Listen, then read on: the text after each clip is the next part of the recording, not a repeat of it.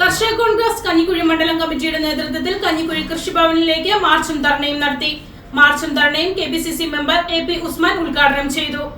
കേര പദ്ധതിക്കായി ലോകബാങ്ക് അനുവദിച്ച ഫണ്ട് വകമാറ്റി ചെലവഴിച്ച സർക്കാർ നടപടിക്കെതിരെയും വേനൽ കാലവർഷക്കെടുതികളുടെ നഷ്ടപരിഹാര ഫണ്ട് അടിയന്തരമായി വിതരണം ചെയ്യുക എന്നീ ആവശ്യങ്ങൾ ഉന്നയിച്ചാണ് കർഷക കോൺഗ്രസ് കഞ്ഞിക്കുഴി മണ്ഡലം കമ്മിറ്റിയുടെ നേതൃത്വത്തിൽ കഞ്ഞിക്കുഴി കൃഷിഭവനിലേക്ക് മാർച്ചും ധർണയും നടത്തിയത്.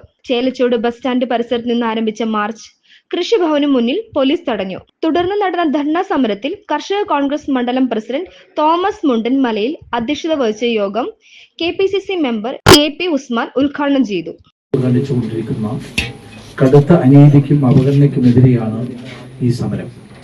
നമ്മുടെ ജില്ലയിലെ തന്നെ കാർഷിക രംഗത്ത് വലിയ മാറ്റങ്ങൾ ഉണ്ടാക്കാൻ കഴിയുന്ന മേഖലയിൽ കൃഷി മേഖലയെ ഈ സർക്കാർ തകർത്ത് തരിപ്പണമാക്കുന്നു.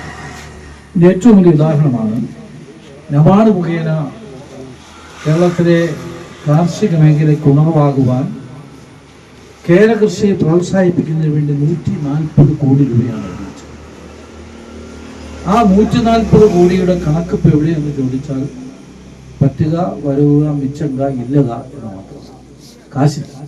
കാശെല്ലാം വേറെ വഴിക്ക് ചെലവഴിച്ചു. ഇവിടെ കർഷക കൗൺസിലിന്റെ ജില്ലാ സെക്രട്ടറി ഉൾപ്പെടെ ഈ പഞ്ചായത്തിലെ നിരവധിയായ കർഷക സുഹൃത്തുക്കൾ ഇടുക്കി ബ്ലോക്ക് പഞ്ചായത്ത് മുഖേന കാർഷിക കേര പ്രോത്സാഹന പദ്ധതി നടപ്പാക്കിയപ്പോൾ ഇടുക്കി ബ്ലോക്കിൽ മാത്രം ചെലവഴിച്ചത് 3 കോടി രൂപ. കർഷക കോൺഗ്രസ് ജില്ലാ പ്രസിഡന്റ് ടോമി പാലക്കൽ മുഖ്യപ്രഭാഷണം നടത്തി. ധർണാ സമരത്തിന് അഭിവാദ്യം അർപ്പിച്ച് DCC general secretary Agasthi Aikkath, P K Mohandas, Joby Chalil, Shiju Naruthookkil, Narayanan Kunniniyil, Soymon Sunny, Sutter George, Thankachan Karikkavayalil, Joy Varghese, Sandramol Jinni എന്നിവർ സംസാരിച്ചു. മനോഹരൻ ഇലവനാങ്കുഴി, റോയ് കുഞ്ഞിമായ്ക്കൽ എന്നിവർ പരിപാടികൾക്ക് നേതൃത്വം നൽകി.